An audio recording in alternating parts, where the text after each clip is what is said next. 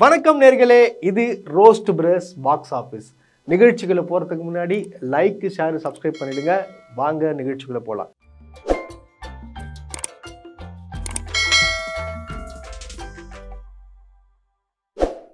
Tamil cinema நேயர்களுக்கு ஒரு சந்தோஷமான விஷயங்க. என்ன விஷயம்னு பார்க்குறீங்களா? ஆமாங்க, தமிழ் சினிமாவோட 5 படைப்புகளை ஆஸ்காருக்கு அனுப்புறதா முடிவு பண்ணியிருக்காங்க.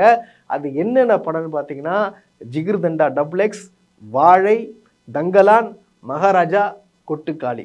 அதாவது இந்த 5 படங்கள் ஆஸ்கருக்கு அனுப்புறதா பரிந்துரை பண்ணியிருக்காங்க. இப்போ முடிவு பண்ணியிருக்காங்க அனுப்புறதுக்காகவும். ஸோ அது என்னென்ன படம்னு சொல்லிட்டு யார் டைரக்ஷன் பண்ணியிருக்காங்கன்றதை நம்ம டீட்டெயிலாக பார்க்கலாம். முதல் படம் பார்த்தீங்கன்னா jigarthanda double X. Jigarthanda double எக்ஸில் கார்த்திக் சுப்ராஜ் டைரக்ஷன் பண்ணியிருப்பாரு. ராகவா லாரன்ஸ் நடிச்சிருப்பாங்க.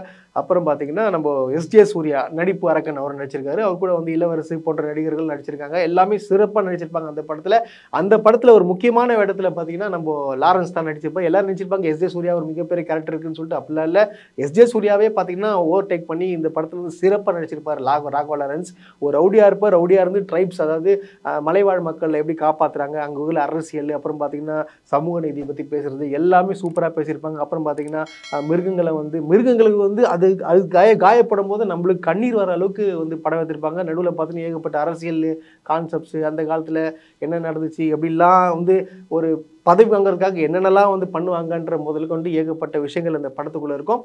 அந்த படம் நல்ல ஒரு மிகப்பெரிய வெற்றியாக இருந்துச்சு. தரமான படம் தாங்க, ஆஸ்காருக்கு போக வேண்டிய படம் தான். அதான் முடிவு பண்ணியிருக்காங்கன்றது ஒன்று.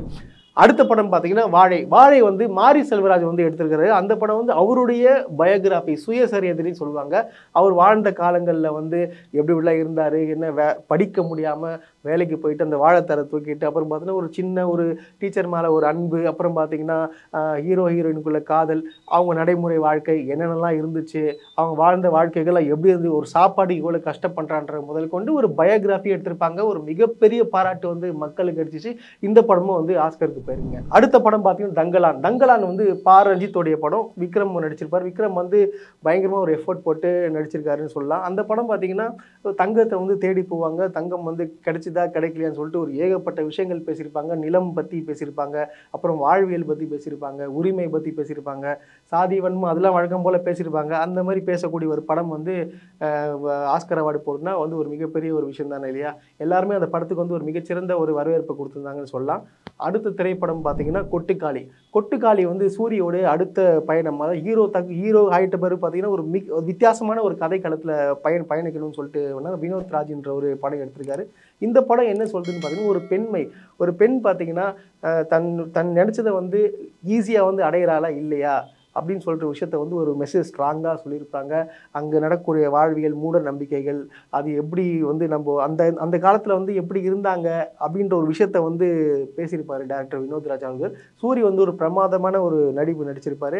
அதுக்கப்புறம் பார்த்தீங்கன்னு வச்சிங்கன்னா, அந்த படத்தில் மியூசிக்கே கிடையாது. மியூசிக்கே சுத்தமாக இல்லாத ஒரு மாதிரி ராவான ஒரு ஃபிலிம்ங்க. நீங்கள் இந்த டேரக்டர் பார்த்தீங்கன்னா கூழாங்கல்னு ஒரு படம் எடுத்திருப்பார்.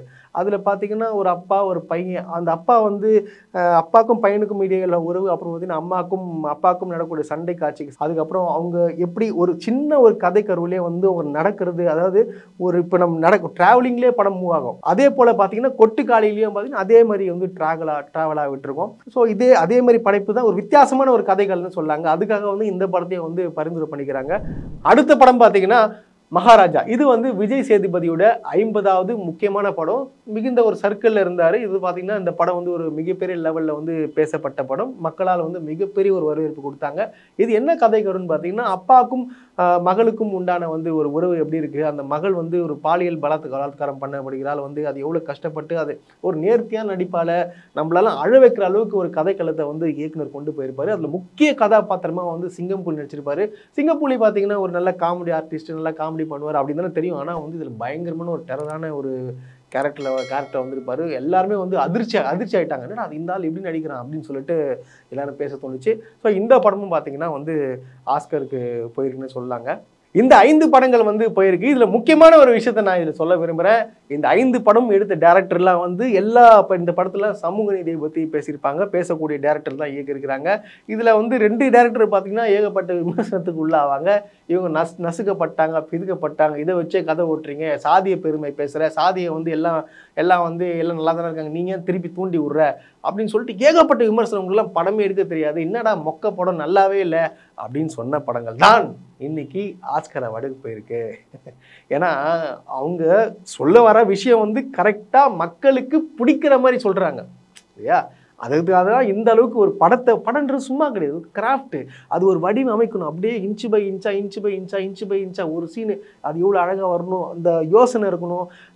அது ஒரு படைப்புங்க, அது திறமைசாலியால் தான் முடியும். அந்த திறமையை வளர்த்துக்கணும், அந்த திறமையை வளர்த்தா மட்டும் தான் இந்த மாதிரி படம் எடுக்க தெரியும். அதை விட்டுட்டு வந்து வன்மத்தை கொட்டிங்கன்னு இந்த மாதிரி என்ன படம் எடுக்க நல்லாவே இல்லைன்னு சொல்லியிருந்தேன்னா யார் படம் ஆஸ்கர் அவார்டு போகுது? இவங்க படம் தானே போகுது. அது என்ன சொல்லிக்க விரும்புன்னா, நீங்களும் இந்த மாதிரி கத்தாம கதறாம இந்த மாதிரியான படைப்புகளை வந்து நீங்க படைக்கணும்னு சொல்லிட்டு தான் நான் கேட்டுக்கிறேன். நம்ம மோகன்ஜி கூட வந்து பாத்தீங்கன்னா இப்போ ஒரு படத்தை ஸ்டார்ட் பண்ணியிருக்காரு. அவரும் வந்து அடுத்த வாட்டி வந்து கண்டிப்பா ஒரு ஆஸ்கர் அவார்டு வாங்கும்படி நான் வந்து தாழ்மையுடன் கேட்டுக்கொள்கிறேன். எனக்கு ஒரே ஒரு கவலை என்னன்னு பாத்தீங்கன்னா, திரௌபதி, ருத்ரதாண்டவம், பகாசுரன்ற போன்ற படங்கள்லாம் வந்து ஒரு மிகப்பெரிய ஒரு படைப்புன்னு சொல்லியிருந்தாரு. சின்ன ஒரு அவார்டு கூட தரல. ஏன்னா நான் ஒரே ஒரு பரிந்துரை பண்றேன், யாராவது ஒரு கூப்பிட்டு ஒரு ஸ்டேஜ்லயாச்சும் ஒரு அவார்டு கொடுங்க. இல்லைன்னா வந்து அவருக்கு மனசாட்சி ஒத்துக்கினார்னா, நான் எடுத்த படம் நல்ல படைப்புன்னு ஒத்துக்கினார்னா அவரே கூட அவார்டு கொடுத்துக்கலாம். ஆனா அந்த அவரே வந்து அந்த அவார்டை ஏத்துப்பாரான்னு சொல்லிட்டு எனக்கு தெரியல. இன்னைக்கு இந்த படத்தோட பேர்லாம் பார்த்துட்டு இந்த மாதிரி பேசுறவங்கலாம் இன்னைக்கு தூங்க மாட்டாங்க. ஏங்க கொடுத்தீங்க அவார்டு, அவங்க படமே நல்லா இல்லைங்க அப்படின்னு யாருமே சொல்ல மாட்டாங்க, நீங்க மட்டும்தான் சொல்லிப்பீங்க. ஆனால் என்ன சொல்ல வரேன்னா, மோகன்ஜி ஐயா இப்போ நீங்கள் ஒரு படம் எடுக்க போகிறீங்க, எங்கேயோ ஃபாரின்லாம் போகிறேன்னு கேள்விப்பட்டேன். எனக்கு தெரிஞ்சு அடுத்த வாட்டி கண்டிப்பாக வந்து நீங்கள் வந்து ஆஸ்கர் அவார்டு வாங்கணும்னு சொல்லிட்டு ரோஸ்ட் பிரஸ் பாக்ஸ் ஆஃபீஸ் சார்பாக அவங்கள தாழ்மையுடன் கேட்டுக்கொள்கிறேன்.